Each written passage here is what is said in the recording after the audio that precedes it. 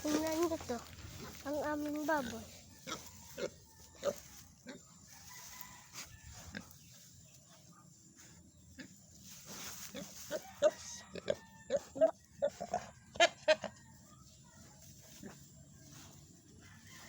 Kita nyo, ang baboy, diba?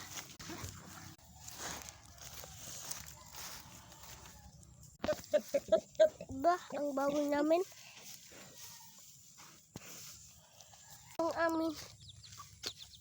Itong aming manok, nag-anak na siya. Kasi, maliit pa siya, nag-anak na. Diba? Pakita mo.